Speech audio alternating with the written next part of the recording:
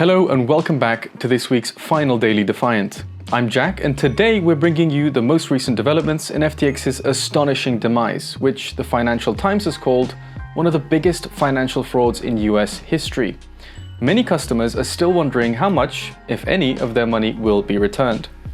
Let's quickly get up to date, find out what transpired in yesterday's hearing, how exactly $5 billion was recovered, and whether or not Sam Bankman-Fried thinks customers can be made whole. A big thanks to today's sponsor Singularity DAO, who's providing decentralized crypto management tools to maximize your alpha. More on them in just a moment. Anyone following this case as closely as we have will remember FTX founder Sam Bankman-Fried's controversial tweet on November 7th, where he claimed FTX and its assets were fine.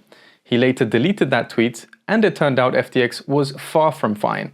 Although to many it seems a lifetime away, November 7th was a mere 10 weeks ago.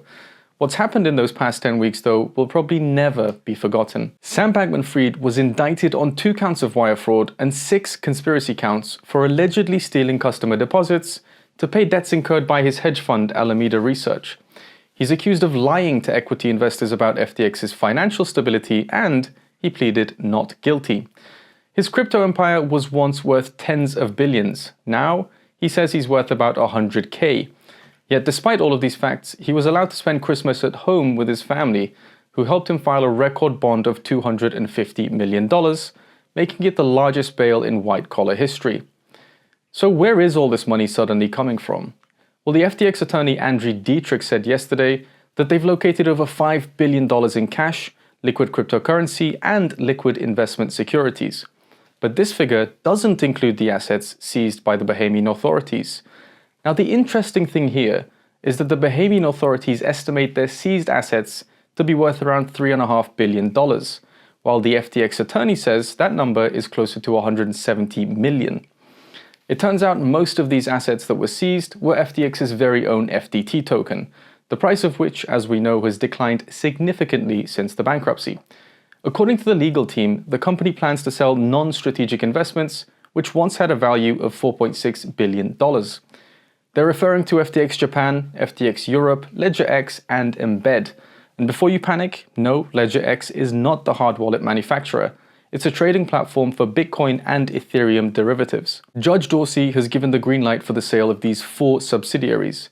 And although an investment banking partner has been appointed to oversee the sale, it's still unclear what percentage of the proceeds will actually be given to the 9 million customers who have lost money in the collapse. And before we dive into how SBF responded, a quick word from Singularity DAO, who sponsored this video. Singularity DAO is a decentralized portfolio optimization solution. Their Dynasets, non-custodial tokenized vaults containing crypto tokens paired with stablecoins, use quantitative trading strategies and market signals generated by advanced artificial intelligence. Current Dynasets, which run on Ethereum named DynBTC and DyETH, have outperformed the market consistently for the last 9 months.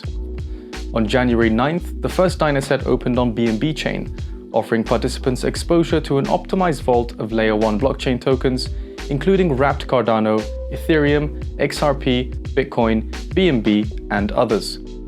Contributions to this new Dynaset, called Dyn L1 BNB, close on January 16th. Make sure to go take a look before then at not only one of the best performing asset management solutions, but also one of the only ones that leave you with full control of your assets at all times.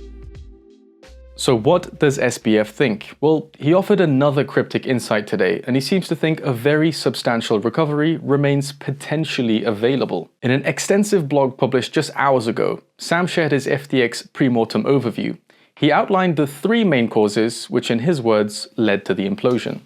According to Sam Bankman-Fried, it started when Alameda's balance grew to roughly $100 billion in net asset value, having borrowed or leveraged to the tune of $8 billion, with about $7 billion in liquidity on hand. Then, in 2022, Alameda's assets declined by around 80% in market value due to a series of large, broad market crashes, and Alameda failed to sufficiently hedge its market exposure.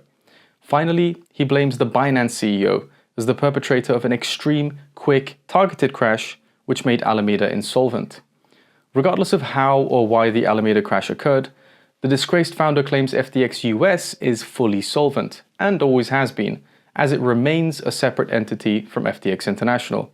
Hence, his statement that a very substantial recovery remains potentially available, a statement which itself has very little substance. Now, in other news from the hearing, we also learned that Miami-Dade will take FTX's name off the stadium, and FTX will end its 7-year sponsorship deal with the League of Legends video game, which started back in 2021, according to the legal team. Finally, the court decided to allow creditors' names to remain secret for the next 3 months, in order to, quote, protect sensitive commercial information that might be valuable to the company. Now, how do you think the asset sale will impact customer fund recovery, and will it have any impact on reducing a potential sentence for Sam Bankman-Fried? Let us know.